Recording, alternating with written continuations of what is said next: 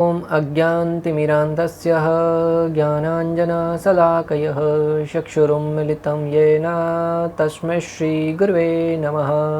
हरे कृष्णा। आज गीता श्रृंखला के सत्र क्रमांक 529 में आप सभी भक्तों का हार्दिक स्वागत है। आज हम श्रीमद् भगवद गीता के 70वें अध्याय का शुभारंभ करने जा रहे हैं, जिसमें प्रथम श्लोक में जब अर्जुन भगवान से प्रश्न पूछना प्रारंभ करेंगे तो अर्जुन के प्रश्न का उत्तर देते देते भगवान श्री कृष्ण इस 70वें अध्याय में सत्व, रज और तमोगुण, इनका विभिन्न वस्तुओं का वर्णन भगवद गीता के इस 70वें अध्याय में भगवान श्री कृष्ण करेंगे।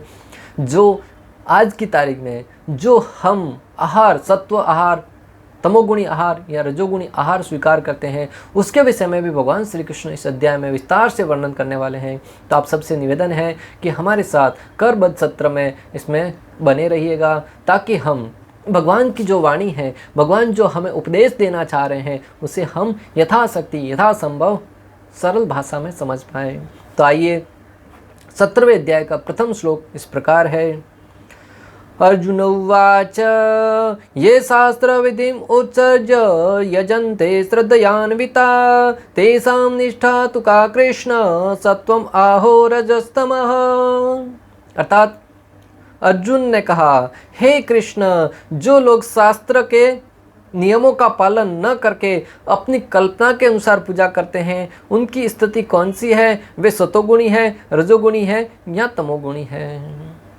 भक्तों, पिछले अध्याय 16वें अध्याय में जब भगवान श्री कृष्ण ने वेदों के नियमों का पालन करने के विषय में वर्णन किया, उस प्रसंग को सुनकर अर्जुन के मन में जिज्ञासा उत्पन्न हुई कि हे भगवान, जो शास्त्रों में, जिनकी शास्त्रों में श्रद्धा है और जो शास्त्रों की विधि विधानों के अनुसार जीवन यापन करते हैं, नियमों का पालन करते हैं, तो ऐसे व्यक्ति तो देवता कहलाते हैं, और जो व्यक्ति वेदों को नहीं मानते हैं वो व्यक्ति असुर कहलाते हैं। ऐसा आपने पिछले अध्याय में कहा।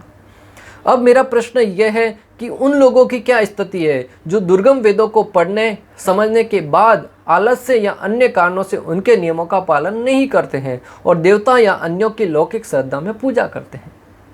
अगर सरल भाषा में कहा जाए तो अर्जुन पहले तो भगवान श्री कृष्ण को स्मरण दिला रहे हैं कि जब आपने पिछले अध्याय में कहा कि जो सतोगुण में रहकर वेदों का पालन करते हैं वे तो उच्च लोकों को जाते हैं, और जो वेदों के विपरीत कार्य करते हैं वे नरक में जाते हैं।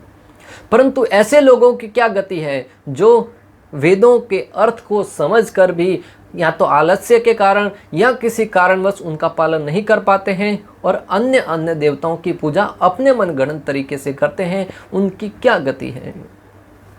तो देवी और आसुरी व्यक्तियों के मध्य की उनकी क्या स्थिति है, इनका वर्णन पहले हुआ। जिनका वर्णन पहले हुआ है, देवी तथा आसुरी, उनके मध्य वालों की क्या स्थिति है, वो कहाँ गमन करेंगे, उसके विषय में आप मुझे बताइए। भक्तों, अर्जुन है वो बहुत बुद्धिमान है और बहुत करुणा में भी है। प्रश्न क्या पूछा जाना चाहिए ये भी बहुत महत्वपूर्ण स्थान रखता है। भगवान श्री कृष्ण के समक्ष अर्जुन मात्र एक प्रश्न पूछ रहे हैं और भगवान श्री कृष्ण उस प्रश्न की महत्वता तो देखिए, पूरा का पूरा अध्याय उस प्रश्न का उत्तर देते हुए समझाते हैं। इससे समझ में आता है कि प्रश्न कितना बुद्धिमत्ता से पूछा गया है। सारा का सारा प्रश्नों का सार है वो एक ही प्रश्न में डालकर अर्जुन भगवान के समक्ष रख रहे हैं, और भगवान श्री कृष्ण एक एक करके पूरे के पूरे प्रश्न को विस्तार से वर्णन कर रहे, विस्तार से समझा रहे हैं। इससे हमें सीखना चाहिए कि प्रश्न कैसा पूछा जाना चाहिए। कई बार लोग मात्र प्रश्न पूछने के लिए प्रश्न पूछते हैं, उत्तर कोई जानना ही नहीं चाहता। बल्कि आचार्यगण तो यहाँ तक कहते हैं कि ऐसा प्रश्न पूछना चाहिए जिसमें न मात्र हमारा हित बल्कि संपूर्ण मानव जाति का हित छिपा हो। अर्जुन ने भक्तों जिज्ञासा करी, हमें श्रीमद् भगवद गीता का ज्ञान प्राप्त हुआ। एक एक प्रश्न ऐसा बुद्धिमत्ता के साथ अर्जुन ने पूछा, जिसको सुनकर भगवान श्री कृष्ण ने ऐसा उत्तर दिया जो आज तक प्रत्येक व्यक्ति के जीवन में लाभकारी सिद्ध हो रहा है। परीक्षित महाराज ने एक एक ऐसी जिज्ञासा करी सुखदेव गोस्वामी के सामने, जिससे हमें श्रीमद् भागवतम रूपी दिव्य ग्रंथ प्राप्त हुआ, जो कि पढ़ने, सुनने और श्रवण करने मात्र से व्यक्ति का हृदय शुद्ध हो जाता है, आत्मतृप्त हो जाता है, भूख प्यास मिट जाते हैं। भक्तों, परीक्षित महाराज का दृष्टांत, 7 दिन 7 रात तक बिना कुछ खाए बिना कुछ पिए परीक्षित महाराज भागवत का पान करते गए। 3 दिन 4 दिन बीते तब सुखदेव गोस्वामी ने कहा, अर्जुन तुम थक गए और परीक्षित तुम थक गए होंगे, कुछ खा लो कुछ पी लो। तो परीक्षित महाराज कहते हैं, हे भगवान, मैं कुछ नहीं खाया ऐसा आप कैसे कह सकते हैं? मैं आपके श्रीमुख से जो अमृत में भगवत कथा निकल रही है उसका मैं आस्वादन कर रहा हूँ और मेरी कान है वो इच्छाएं बढ़ती जा रही हैं, कान है वो तृप्ति नहीं हो रहे, आप कह रहे कुछ खाया नहीं कुछ पिया नहीं। यह है भगवत कथा का महत्व। वक्तों हम कथा में जाते हैं, 1 घंटा 2 घंटा बैठते हैं, विचलित हो जाते हैं, पानी पीना है, कुछ खाना है, कुछ इधर उधर जाना है, इधर देखना है, फ़ोन देखते हैं, वो करते हैं, दूसरों का मुंह ताकते हैं, अनेक प्रकार की गतिविधि करते हैं, ये पाँव ऐसा घुमाते हैं, ऐसा बैठते हैं। परंतु परीक्षित महाराज 7 दिन 7 रात तक एक ही अवस्था में बैठकर जिज्ञासा कर रहे थे, ऐसा इच्छा नहीं कर रहे थे कब कथा पूर्ण होगी, कभी जाऊंगा। प्राय कथा में बैठते हैं, घड़ी की तरफ नज़र होती है, कब 1 घंटा पूर्ण होगा, कभी घर जाएंगे, कभी कथा पूर्ण होगी, कभी अंतिम 5 मिनट कंप्लीट होगा, प्रसाद मिलेगा। परंतु परीक्षित महाराज है वो अपने आदर्श द्वारा सिखा रहे हैं कि कथा श्रवण करने का जिज्ञासा कैसा होना चाहिए। यहाँ पे अर्जुन प्रश्न पूछ रहे हैं कि यदि वे शास्त्रों पर ध्यान नहीं देते हैं परंतु श्रद्धा से युक्त होकर किसी की उपासना करते हैं, उन्होंने सत्व रजो या तमोगुण में किसका आश्रय लिया हुआ है? तुम पूछ रहे हैं कि यदि वे शास्त्रों पर ध्यान नहीं देते हैं परंतु श्रद्धा से युक्त होकर किसी की उपासना करते हैं तो उन्होंने सत्व रजो या तमोगुण किसका आश्रय लिया हुआ है? अहो शब्द मध्य में आया है जो 2 प्रकार के सुनावों को इंगित करता है, सतोगुण या रजोगुण तथा तमोगुण। अहो शब्द यहाँ पे आया है वो 2 शब्दों के मध्य को इंगित करता है। पहला है सतोगुण, दूसरा है रजो या तमो। तीनों के मध्य एक एक नहीं आया है, एक तरफ पूरा सत्वगुण है, दूसरी तरफ तमो या रजोगुण है। आज हम देखते हैं कि ऐसे अनेक पूजा पद्धति हैं जिनका शास्त्रों में कहीं वर्णन नहीं हुआ परंतु लोग बड़ी श्रद्धा के साथ करते हैं। अर्जुन का ये प्रश्न बहुत वाजिब है भक्तों, क्योंकि आज प्राय देखा जाता है कि अनेक लोग अपनी मन मर्जी से अनेक देवी देवताओं का निर्माण कर लेते हैं और ऐसी ऐसी पूजा पद्धति का निर्माण कर लिया है, ऐसे ऐसे विधि विधानों का निर्माण कर लिया जिसका शास्त्रों में कहीं उल्लेख नहीं है। जैसे वृक्ष को धागा बांधना, आप देखिएगा मुंबई जैसे शहर में कई ऐसे वृक्ष हैं जिसके चारों ओर धागा बांधा गया है। किसी शास्त्र में कहीं वर्णन नहीं आया कि वृक्ष को धागा बांधने का कहीं वर्णन आया हो। हाँ, पीपल के वृक्ष को आप पूजा कीजिए परंतु धागा बांधने का कोई वहाँ पे औचित्य ही नहीं है। नंगे पाँव चलना, कई लोग नंगे पाँव चलते हैं, कोई व्रत ले लेते हैं, जब तक ये कार्य पूर्ण नहीं होगा मैं नंगे पाँव चलूँगा।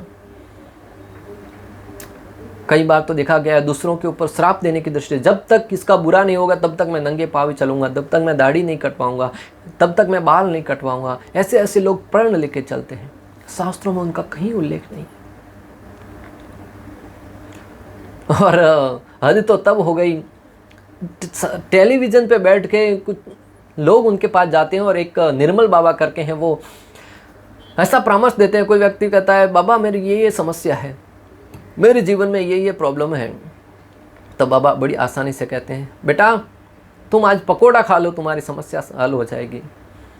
उन लोगों को, अज्ञानी लोग, मूर्ख लोग, ऐसे आश्वासन दिए जाने पर बड़ी साल से ताली बजाते हैं और दोबारा वो व्यक्ति आकर कहता भी है बाबा तुम्हारे कहने पर मैंने पकोड़ा खाया और मेरा स्वास्थ्य ठीक हो गया, मेरी ये दुविधा ठीक हो गई, मेरा ये वो फलाना काम बन गया।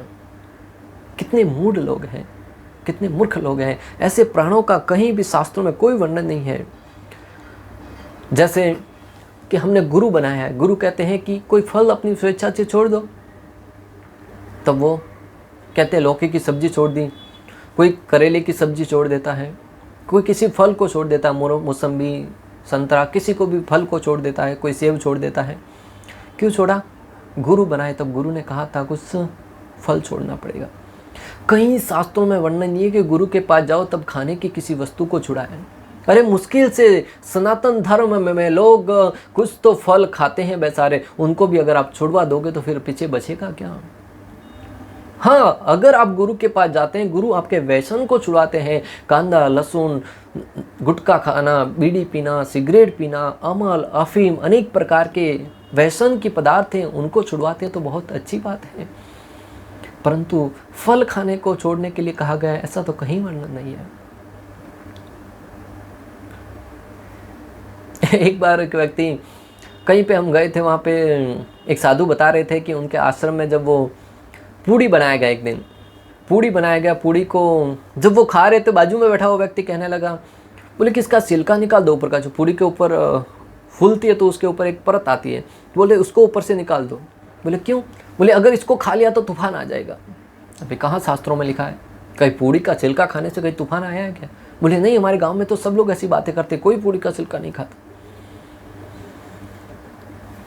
और हद तो तब हो जाती है जब लोग किसी व्यक्ति की पूजा करते हैं, अभिनेता की, जैसे रजनीकांत को दूध से अभिषेक करते हैं। एक व्यक्ति कोलकाता का था जो हिटलर की पूजा करता था द्वितीय विश्व युद्ध के बाद। बोले क्यों? बोले कि उस हिटलर की वजह से मेरा व्यवसाय है वो 7 गुना बढ़ गया था, मुझे अधिक धन के लाभ हुआ था। तो भक्तों, भौतिक लाभ के लिए हमें किसी व्यक्ति की पूजा करना ये शास्त्र के विरुद्ध है, पूर्ण रूप से शास्त्र विरुद्ध। हाँ, कोई व्यक्ति आपके लाभदायक कार्य करवा सकता है, इसलिए उसका सम्मान किया जाना चाहिए, परंतु वो भगवान नहीं बन जाता, वो पूजनीय नहीं हो सकता। वो आदरणीय हो सकता है, वो सम्माननीय हो सकता है, परंतु वो पूजनीय नहीं हो सकता। पूजा एकमात्र भगवान की होनी चाहिए, एकमात्र परम ईश्वर भगवान श्री कृष्ण की होनी चाहिए। और जब भगवान को छोड़कर हम अन्य अन्य लोगों की पूजा करते हैं, अन्य अन्य लोगों की शरण में जाकर, उनकी शरण में बैठकर उनकी पूजा करते हैं, उनको ही अपना सर्व सर्वा मानते हैं, तो निश्चित रूप से उस परमात्मा की सृष्टि को चुनौती देने वाली बात है। कई बार लोग, आपने देखा होगा, कोई बीमारी होती है, डॉक्टर के पास जाते हैं, उस डॉक्टर के प्रयास से अगर वो बीमारी ठीक हो जाए तो कहते हैं हमारे लिए तो तुम ही भगवान हो। क्यों? भगवान की परिभाषा इतनी सस्ती है क्या? कोई थोड़ा सा भौतिक लाभ होने से या आर्थिक लाभ होने से आप किसी व्यक्ति को भगवान बना बैठते हैं? भगवान इतने सस्ते नहीं है भक्तों, कोई व्यक्ति कभी भगवान हो ही नहीं सकता। इस सिद्धांत को हमें भलीभांति जानना होगा। लोग तो यहाँ तक कहते हैं कि जो गिराग है वो हमारा तो भगवान के समान है, वो भगवान है, गिराग भगवान है। अरे गिराग भगवान कैसे हो गया? वो आपके व्यवसाय में आपकी सहायता कर रहा है, उसको भी लाभ हो रहा है, तुमको भी हो रहा है, परंतु वो भगवान कैसे हो गया? भगवान तो एकमात्र पूजनीय है, भजेंद्र नंदन भगवान श्री कृष्ण गोविंद, जिनकी पूजा करने के लिए देवता भी लालायित रहते हैं। जब भगवान श्री कृष्ण इस धरा पर अवतरित होने वाले थे, माता देवकी के गर्भ में थे, तब देवता आकर स्तुति करते हैं। शिव जी, इंद्र, चंद्र, वरुण, सूर्य सब आकर भगवान श्री कृष्ण की स्तुति करते हैं, पूजा करते हैं। वो भगवान है। भगवान का महिमा गान जितना किया जाए उतना कम है। भगवान के दिव्य नाम हरे कृष्णा कृष्ण कृष्ण हरे हरे, हरे राम राम राम हरे हरे। भगवान के दिव्य नामों का जप करने से अत्यधिक आनंद की अनुभूति होती है। आप इस भौतिक जगत के किसी व्यक्ति के नाम का उच्चारण करके देखो, 1 बार लेंगे, 2 बार लेंगे, 5 बार, 10 बार, बोर हो जाएंगे। थम्स अप, कोका कोला, क्या बार बार उसका नाम लेने से आनंद आएगा? परंतु जब भगवान श्री कृष्ण के दिव्य नामों का जप करते हैं ना भक्तों, उच्चारण करते हैं ना, दिव्य आनंद की अनुभूति होती है। क्योंकि हम भगवान और भगवान के नाम में कोई अंतर नहीं है। भगवान का नाम भगवान से अभिन्न है। और जब व्यक्ति सिद्धांत को जानकर अपने मन घड़ंत तरीके से अनेक देवी देवताओं को, अनेक भगवानों को नहीं बनाता बैठता है, वो शास्त्रों में क्या वर्णन है उसके आधार पर भगवान को मानता है। कई बार लोग किसी जादूगर को भगवान बना बैठते हैं। कोई तांत्रिक अपने तंत्र मंत्र की विद्या के द्वारा अगर कोई पानी के ऊपर चलना प्रारंभ कर दे, कोई अपनी तंत्र के बल पर बालों से कुछ जड़ी बूटी देना प्रारंभ करे, कुछ हाथों में से कंकु निकाल के फेंक दें, लोग उसको भगवान बना बैठते हैं, उसकी पूजा करते हैं, सब जगह प्रचार करते हैं। कैसे कैसे कैसे लोग हैं भक्तों? ये सब अज्ञानता के कारण हो रहा है। तो अर्जुन उन्हीं के विषय में प्रश्न कर रहा है कि उन लोगों का क्या जो अपने मनगढ़ंत तरीके से अनेक भगवानों का निर्माण करके बैठते हैं। अर्जुन आप और हम सब के लिए प्रश्न पूछ रहे हैं, इसलिए हम सबको चाहिए कि अर्जुन का धन्यवाद दें और अर्जुन के प्रश्न पूछने के उपरांत जो भगवान श्री कृष्ण उत्तर देंगे उसको ध्यानपूर्वक सुने और अपने जीवन में उतारें। चतुर्थ अध्याय के 39वें श्लोक में कहा गया है कि किसी विशेष प्रकार की पूजा में निष्ठावान व्यक्ति क्रमशः ज्ञान की अवस्था को प्राप्त होता है। चौथे अध्याय के 39वें श्लोक में भगवान श्री कृष्ण ने कहा है कि किसी विशेष प्रकार की पूजा में निष्ठावान व्यक्ति क्रमशः ज्ञान की अवस्था को प्राप्त होता है। और यह और शांति तथा संपन्नता की सर्वोच्च सिद्धावस्था तक पहुंच सकता है। 16वें अध्याय में यह निष्कर्ष निकलता है कि जो शास्त्रों के नियमों का पालन नहीं करता वह असुर है, और जो निष्ठापूर्वक इन नियमों का पालन करता है वह देव है। अब यदि कोई ऐसा निष्ठावान व्यक्ति जो ऐसे कतिपय नियमों का पालन करता हो जिनका शास्त्रों में उल्लेख न हो, तो उसकी क्या स्थिति होगी? यह अर्जुन का प्रश्न है। अर्जुन के इस संदेह का स्पष्टीकरण कृष्ण द्वारा होना है। क्या वे लोग जो किसी व्यक्ति को सुनकर उस पर किसी भगवान के रूप में श्रद्धा दिखाते हैं, सतो रजो या तमोगुण में पूजा करते हैं, क्या ऐसे व्यक्तियों को जीवन में सिद्धावस्था प्राप्त हो पाती है? अर्जुन पूछ रहे हैं कि जो लोग अपने मनगढ़ंत तरीके से किसी ऐसे व्यक्ति जिनका अभी हमने यहाँ पे वर्णन किया, कोई नेता, अभिनेता, तांत्रिक, जादूगर, नेता, अभिनेता, उनकी अपनी श्रद्धा से पूजा करता है, उनको अपना भगवान बना के उनकी पूजा करता है, तो क्या व्यक्ति उसकी पूजा करने से कुछ लाभ होता है? क्या वे वास्तविक ज्ञान प्राप्त करके उच्चतम सिद्ध अवस्था को प्राप्त हो पाते हैं? क्या वे वास्तविक ज्ञान प्राप्त करके ऐसे लोगों की पूजा करने से किसी वास्तविक सिद्ध अवस्था को प्राप्त कर पाते हैं? जो लोग शास्त्रों के विधि विधानों का पालन नहीं करते किंतु जिनकी किसी पर श्रद्धा होती है और जो देवी देवताओं तथा मनुष्यों की पूजा करते हैं, क्या उन्हें सफलता प्राप्त होती है? अर्जुन इन प्रश्नों को भगवान श्री कृष्ण से पूछ रहे हैं। जिन लोगों की श्रद्धा अनेक देवी देवताओं में है, मनगढ़ंत देवी देवताओं में है, उनकी पूजा करके क्या उनको सर्वश्रेष्ठ अवस्था, उनकी क्या स्थिति होती है? ऐसे सारे के सारे प्रश्न अर्जुन भगवान श्री कृष्ण के समक्ष पूछ रहे हैं। और इन प्रश्नों का आज की तारीख में बहुत महत्व है भक्तों, क्योंकि आज ऐसे लोगों की संख्या अत्यधिक मात्रा में है जो मनगढ़ंत तरीके से अपने अपने देवी देवताओं का निर्माण करके बैठे हैं। आप गाँवों की तरफ जाएंगे तो वहाँ अनेक लोग हैं जो आए दिन नए नए देवी देवताओं का निर्माण कर रहे हैं। फलाना बाबा जी, फलाना भक्ति, फलाना बाबा जी, अनेक नए नए स्थापना कर लेते हैं और उनको भगवान रूप में पूजा करते हैं। ऐसे लोगों के बारे में बोलते हुए भी हमें तो अनेक प्रकार के असमंजस की स्थिति आती है कि वो कैसे कर लेते हैं। उनके नाम लेने से ही हमें लगता है कि ये कितने अज्ञानता में है भक्तों। तो हम और आपका कर्तव्य है कि हम भगवद गीता के ज्ञान को उन तक पहुंचाएं, क्योंकि ऐसे अज्ञानी लोग जब तक रहेंगे अपनी श्रद्धा से उन लोगों की पूजा करके उनको भगवान बनाते जाएंगे और अनेक लोगों को उसमें जोड़ते जाएंगे। अनेक प्रकार के सिद्धियों के बारे में वर्णन करते हैं, मुख जबानी लोगों के सामने जा जाकर उनकी प्रशंसा करते हैं। पता है, मुझे पुत्र नहीं हो रहा था, मैं उस बाबा के पास गया, उन्होंने ये व्रत करने के लिए कहा और मुझे पुत्र प्राप्ति हो गई। पता है, मुझे धन प्राप्त नहीं हो रहा था, मैं उस मंदिर में गया, 1 साल तक मैंने वहाँ पर रोज़ हाजिरी दी और आज मुझे धन में लाभ होने लगा। पता है, मेरे घर में शांति नहीं थी, मैं उस स्थान पर गया, प्रति महीने वहाँ पे जाता था और हाजिरी देता था। वहाँ पे स्थान पे बैठने वाला व्यक्ति अनेक प्रकार का नशा करता था और हमें आश्वासन देता था, और उस वजह से आज मेरा घर में सब अच्छा चल रहा है। जब एक व्यक्ति दूसरे को बताता है, दूसरा 4 को बताता है, 4-10 को बताते हैं, ऐसे प्रचार होता रहता है और समाज में ऐसे अनेक असामाजिक तत्वों का संख्या है वो बढ़ते ही जा रहा है। बीच में राजस्थान में एक ऐसा स्थान था जहाँ पे लोग कहते थे कि एक देवासी का लड़का है, देवासियों का, मात्र 8 साल की उम्र है, कहते हैं ये तो भगवान श्री कृष्ण का अवतार है। वो खेलते कूदते लोगों के सर पर मोर की पंख घुमाता है, लोगों की सारी व्याधियाँ ठीक हो जाती हैं। हमारे गांव से भी कई लोग गए थे और देखते ही देखते कुछ ही दिनों के दिन, रात ठंडी के मौसम में रात को 3-3, 4-4 बजे तक लोग वहाँ पे जाकर लाइन लगाते थे।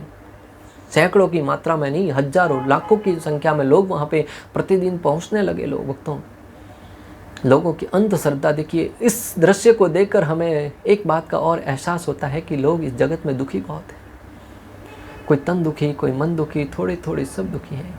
लोगों के जीवन में बहुत दुख है भक्तों, कोई न कोई किसी न किसी समस्या को लेकर पीड़ित है। और जब थोड़ा सा सुनते हैं कि वहाँ पे जाने से आपकी समस्या ठीक हो सकती है, तुरंत निकल पड़ते हैं। जरा सा भी उनको विवेक नहीं रहता कि ऐसे कैसे हो सकता है। एक नन्हा सा बालक जिसने न तो कोई साधना करी है, न कोई तपस्या करी है, न कुछ के कोई प्रकट होने का शास्त्रों में वर्णन है, वो व्यक्ति भगवान कैसे हो सकता है? और उसके मात्र मोर पंख को घुमाने से कैसे ठीक हो सकता है कोई व्यक्ति? परंतु लोग अंधश्रद्धा के वशीभूत होकर वहाँ पर जाने लगे और 1 बार गए, 2 बार गए, 4-4 बार गए। ऐसा मन में श्रद्धा रखने के कारण किसी को भले कुछ बीमारी नहीं होगी और वो ठीक हो गई, मान की लगी, तो लोग उनको पुनः रूप से भगवान मानने लगे। परंतु धीरे धीरे जब समय बीतता गया, लोगों को मालूम पड़ने लगा कि ये तो मात्र अफवाह है। आज उस स्थान का कोई नामो निशान नहीं है, कोई वहाँ पे नहीं जाता। ये तो एकमात्र दृष्टांत, ऐसे अनेक दिन, अनेक मंदिरों का, अनेक भगवानों का निर्माण होता है, जहाँ पे जाकर लोग अपने दुख और दर्द बयां करते हैं, अपनी हाजिरी लगवाते हैं। अगर इसके बजाय उन लोगों को ज्ञान दिया जाए, विवेक दिया जाए कि कम से कम भगवत भक्ति करो, गांव गांव जाकर भागवत सप्ताह किया जाए, गांव गांव शहर शहर जाकर लोगों को शिक्षित किया जाए कि भगवत गीता और भागवतम जैसे सिद्धांतों को जीवन में उतारो। हमारी वैदिक सभ्यता जो शास्त्रों में वेद व्यास जी ने वर्णन किया है, उनके आधार पर जीवन जीने का प्रयास करो। निश्चित रूप से दुख क्या, दुखों का नामो निशान मिट जाएगा। दुख तो आएंगे, कष्ट तो आएंगे, परंतु उनको सहन करने की शक्ति हमको प्राप्त होगी भक्तों। जिस प्रकार रोड पे अनेक खड्डे हैं, मान लीजिए एक व्यक्ति साइकिल पे जा रहा है, एक व्यक्ति बाइक पे जा रहा है, एक व्यक्ति ठेले पे जा रहा है, एक व्यक्ति मर्सिडीज गाड़ी में जा रहा है। दुख खड्डे सबके लिए है, परंतु जो ठेले पे जा रहा है उसको अधिक खड्डे लगेंगे, जो साइकिल पे जा रहा है उसको और कम लगेंगे, जो बाइक पे जा रहा है उसको थोड़े कम लगेंगे, परंतु जो मर्सिडीज गाड़ी में जा रहा है उसको उस खड्डों का एहसास भी नहीं होगा। कारण उसने अपने चारों ओर आवरण ऐसी गाड़ी का बना लिया है जो उस विपरीत परिस्थिति में भी अनुकूल परिणाम देने वाला है। उसी भांति प्रत्येक व्यक्ति के जीवन में संकट आएंगे, कष्ट आएंगे, विपदाएं आएंगी, परंतु श्रीमद् भगवद गीता और भागवतम जैसे ग्रंथों को जिसने ओतप्रोत कर लिया है, जिन्होंने अपने जीवन में घोल कर पी लिया है और उसके सिद्धांतों के आधार पर जो जीवन यापन कर रहे हैं भक्तों, उन्हें उन समस्याओं का सामना करने का साहस मिलता है, बल मिलता है, शक्ति मिलती है।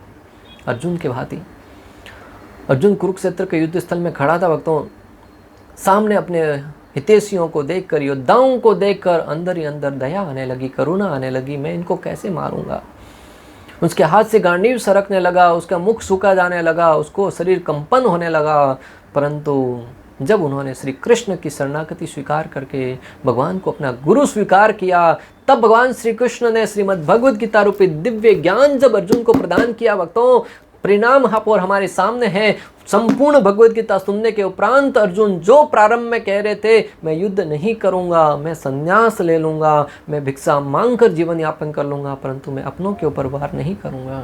तो वही अर्जुन खड़े होते हैं, बोलते हैं कि बोलो कृष्ण, किसको मारना है। और परिणाम हमारे सामने भक्तों, संपूर्ण युद्ध में करोड़ों की मात्रा में लोगों का नरसंहार हुआ। अर्जुन ने एक एक बाण के आधार पर सामने हजारों की मात्रा में लोगों को मृत्यु के घाट उतारा। अधर्म की पराजय हुई, धर्म की विजय हुई, अर्जुन का जय जयकार हुई भक्तों। परिणाम हमारे सामने है। उसी भांति जीवन में, हमारे जीवन में भी प्रतिदिन संकट आएंगे, कष्ट आएंगे, अनेक प्रकार के हमको मंत्र मोहित करने वाले विषय आएंगे, परंतु जब हम शास्त्रों के सिद्धांतों को जीवन में लेकर चलेंगे, शास्त्रों के ज्ञान से ओतप्रोत होकर चलेंगे, भगवद गीता भागवतम रूपी शस्त्र पहनकर, कवच पहनकर निकलेंगे, तब लोगों की ईर्ष्या रूपी, द्वेष रूपी अनेक बाण है वो हमारे हृदय से टकरा टकरा कर दूर गिर पड़ेंगे भक्तों। इसलिए शास्त्रों का ज्ञान होना बहुत आवश्यक है। इस प्रकार अर्जुन है वो श्लोक क्रमांक 1 में भगवान के सामने जिज्ञासा कर रहे हैं। अभी आने वाले श्लोकों में भगवान श्री कृष्ण एक एक कर कोई अर्जुन के सारे प्रश्नों का उत्तर देते हुए हमें समझाएंगे कि सत्व गुण में रहकर पूजा करने वाले या आहार का क्या महत्व है, तमोगुण का क्या महत्व है, रजोगुण का क्या महत्व है, उनकी क्या स्थिति होती है, उसको हम आगे आने वाले श्लोकों में क्रमबद्ध तरीके से समझेंगे। इस प्रकार श्लोक क्रमांक 1 का भक्ति वेदांत तात्पर्य पूर्ण हुआ। अंत तक हमारे साथ बने रहने के लिए आप सभी का हृदयपूर्वक, प्रेम पूर्वक बहुत बहुत धन्यवाद।